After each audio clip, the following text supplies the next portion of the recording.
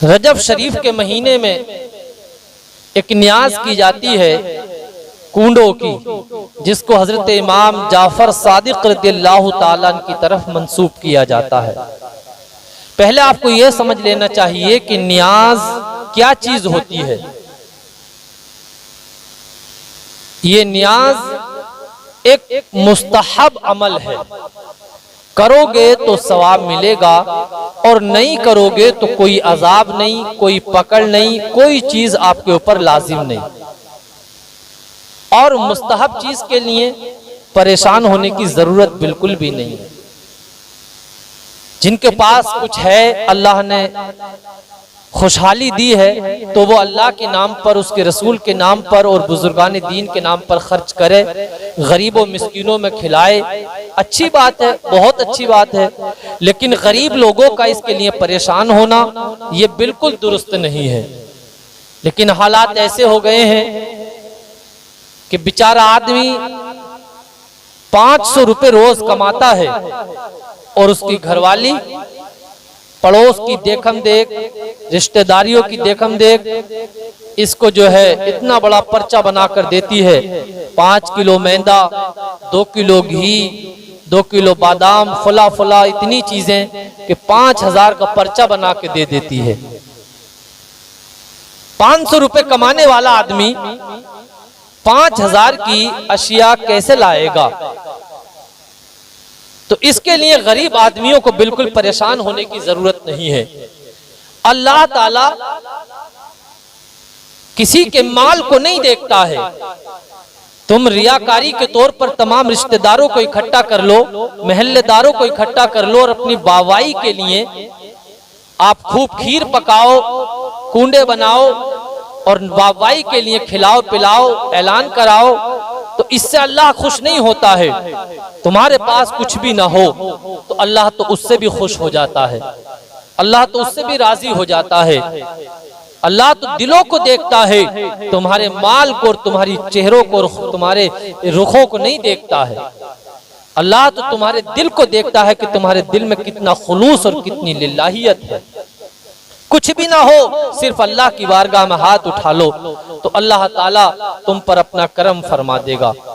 कुछ लोगों में ये बात चल पड़ी है कि इस साल 5 किलो के बनाए थे तो अगले साल 6 किलो के, तो इस हिसाब से हर साल जब बढ़ाते चले जाओगे तो कुंटलों पे चले जाओगे। भाई ये किसने बता दिया?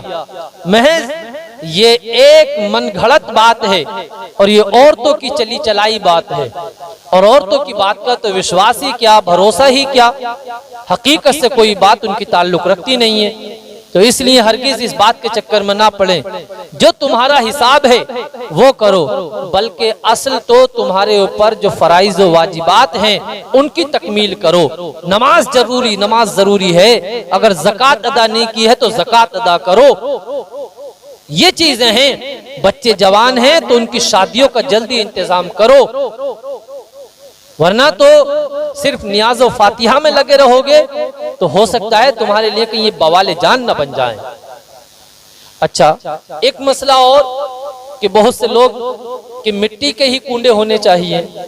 हाँ, बात अच्छी है, मिट्टी का कूंडा पसंदीदा चीज है, सुन्नत रसूल है, हुजूर को पसंद है। लेकिन उसका मतलब ये नहीं है कि अगर आपके घर में दूसरे बर्तन हैं तो भी तुम लाओगे। मर्जी है आपकी, ले आओ या मत लेकर आओ, ये कोई लाजमी और जरूरी चीज नहीं है।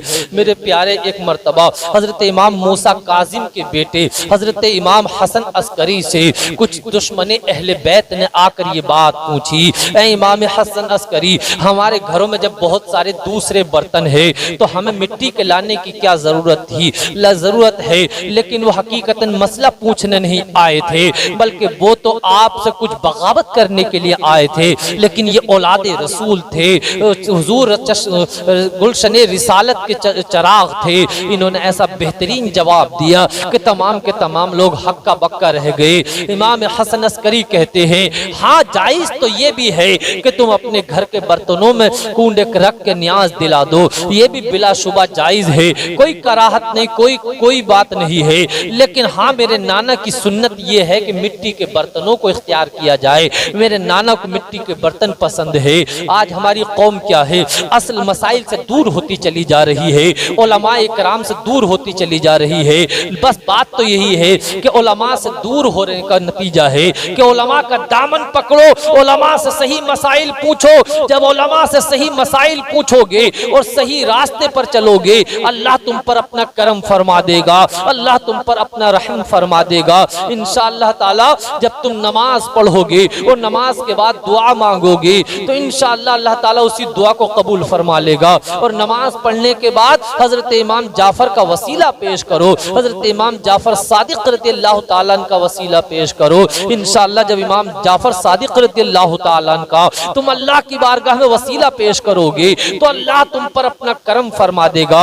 इमाम जाफर सादिक रज़ियल्लाहु ताला की बारगाह में एक शख्स आता है और आने के बाद अर्ज करता है, हजरत मेरे लिए दुआ कर दीजिए कि अल्लाह ताला मुझे इतना माल दे दे कि मैं बार बार हज करता रहूं। हजरत इमाम जाफर अल्लाह की बारगाह में हाथ उठा देते हैं और उठाने के बाद अर्ज करते हैं, ऐ मेरे मालिक, तमाम हम्दो सना तेरे लिए, तमाम तारीफ तेरे लिए, जमीन और आसमान का पैदा करने वाला है। ऐ मेरे मालिक, तेरे खजाने में कोई कमी नहीं है, जिससे चाहे जितना चाहे जब चाहे तू अता कर दे। ऐ मेरे मालिक, मैं तेरी बारगाह में इल्तिजा करता हूँ कि इस आदमी को तू इतना माल दे दे कि ये 50 बार हज करके आए। उस आदमी का बयान है, लोगों ने बयान किया है, तारीख में लिखा जाता है कि अल्लाह ने उस आदमी को हजरत इमाम जाफर सादिक रज़ियल्लाहु ताला की दुआ से इतना माल अता फरमाया कि वो 50 हज करके आया। और जब 51वां हज करने के लिए गया तो एक दरिया के पानी में डूब के रेले में चला गया।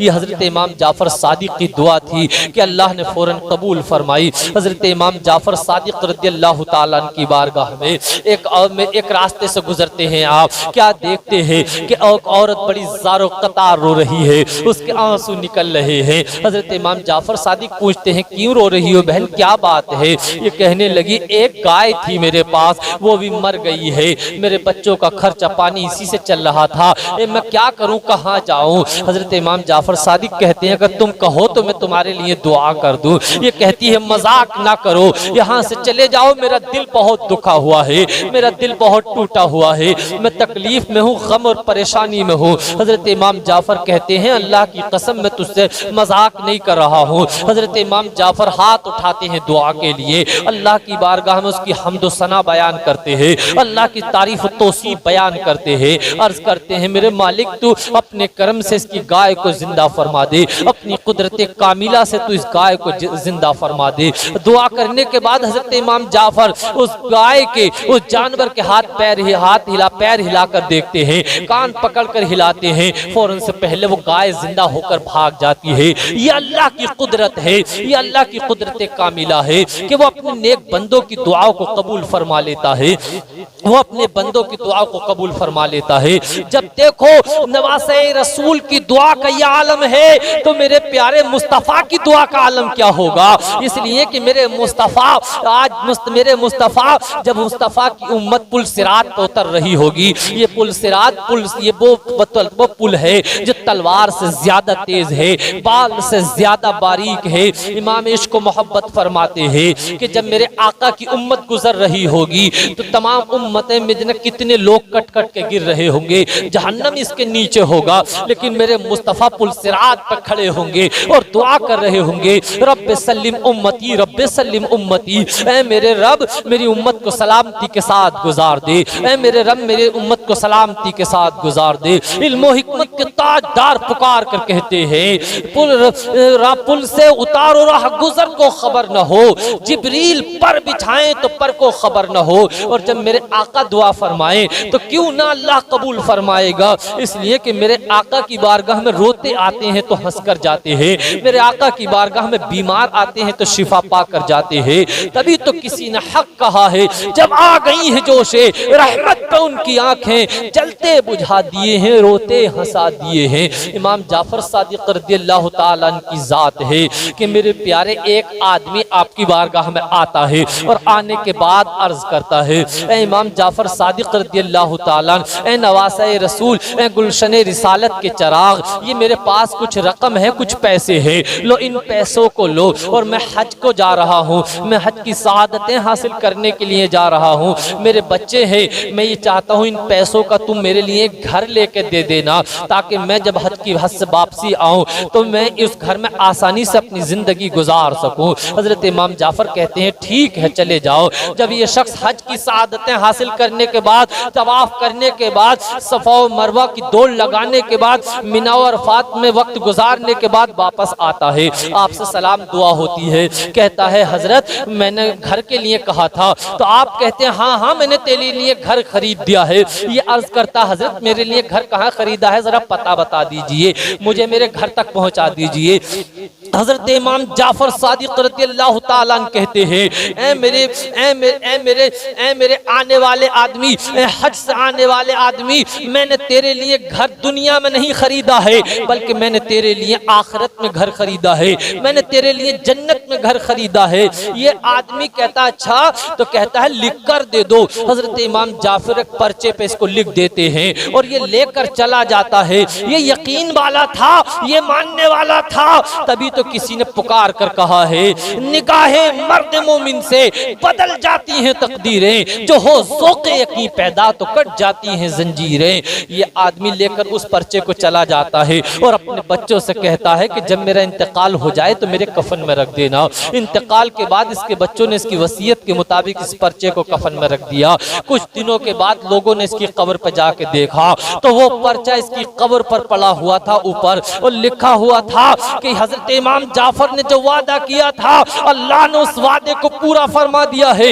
ये निगाहे वली की तासीर थी, ये चश्मे गुलशने रिसालत की दुआओं का नतीजा था, ये हुजूर के नवासे की दुआओं का वसीला था कि अल्लाह ने हजरत इमाम जाफर सादिक की दुआ से उसको जन्नत अता फरमा दी है, अल्लाह ने उसको जन्नत अता फरमा दी है। तभी तो किसी ने कहा है निगाहे वली में वो तासीर देखी और बदलती हजारों की तकदीर देखी। हजरत इमाम जाफर सादिक के ज़माने में ही एक खलीफा मंसूर था, इसने एक मरतबा मंसूबा बनाया कि शहर के तमाम आलिमों को बुलाया जाए और हजरत इमाम जाफर को भी बुलाया जाए। हजरत इमाम जाफर नहीं आएंगे तो उनके साथ मैं सख्त कार्रवाई करूँगा, और अगर हजरत इमाम जाफर आ जाते हैं तो ठीक है, और अगर आ भी गए यहाँ पर मेरे दरबार में तो मैं उनसे आड़ी टेढ़ी बातें करूँगा। अगर मेरी बातों का वो गलत जवाब देंगे तो मैं फ़ौरन से पहले तुम्हें इशारा करूँगा तमाम मुलाजिमीन से कहा और उन्हें कत्ल कर देना। इसने अपने कारिंदे को भेजा, शहर के तमाम उलमाए कराम को बुलवा लिया। हजरत इमाम जाफर के पास भी दावत भेजी गई।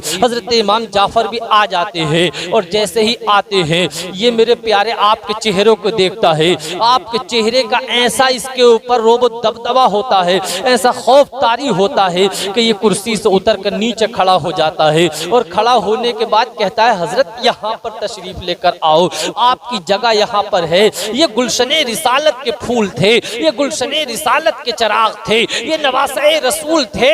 जब बताओ इमाम जाफर का यह आलम है तो इमाम हुसैन का आलम क्या होगा, इमाम हसन का आलम क्या होगा, खुलाफाए राशिदीन का आलम क्या होगा, मौलाए कायनात रज़ियल्लाहु ताला अन्हु का आलम क्या होगा, और अब्दुल्लाह के प्यारे का आलम क्या होगा, आमना के दुलारे का आलम क्या होगा, मुस्तफ़ा जाने रहमत का आलम क्या होगा। तो इल्म और हिकमत के ताजदार पुकार कर कहते हैं तेरी नस्ल पाक में है बच्चा बच्चा नूर का, तू है ऐने नूर, तेरा सब घराना नूर का। हजरत इमाम जाफर को कुर्सी पर बिठाता है और मेरे प्यारे नीचे खड़ा हो जाता है और कहता है हजरत आपका खादिम हूँ, अगर कोई ज़रूरत हो तो बताइए। बहुत देर तक खड़ा रहता है। हजरत इमाम जाफर चले जाते हैं, इसके तमाम कारिंदे खलीफा मंसूर के पास आ जाते हैं और कहते हैं तुम तो बड़ी डींगे मार रहे थे, तुमने तो बड़ा कत्ल का मंसूबा बनाया था, लेकिन सब रखे का रखा रह गया, क्या बात है, क्या मामला है। ये कहता है मैं उनसे नहीं डरा था, बल्कि मेरी कुर्सी पर एक बहुत बड़े अजदही ने आके मुंह लगा लिया था, और वो ये कह रहा था अगर थोड़ी सी भी बेअदबी कर दी तो तुझे अभी कुचल कर खा जाऊंगा, और तुझे अभी जरा देर में कुचल दूंगा। मैं उसकी वजह से डर के नीचे खड़ा हो गया। ये अल्लाह ने अपने रसूल की नस्लों को एजाज अता फरमाया था, अपने रसूल की नस्ल को ये बेहतरीन मर्तबा और मकाम अता फरमाया था। मेरी कौम के लोगों, नवासे रसूल का और तमाम अहले बैत का खूब अदब व एहतराम करो, इनकी ताज़ीम व तौक़ीर करो, इनका अदब व एहतराम करो, इनसे मोहब्बत करो। इंशाअल्लाह दुनिया और आखिरत भी तुम्हारी कामयाब हो जाए।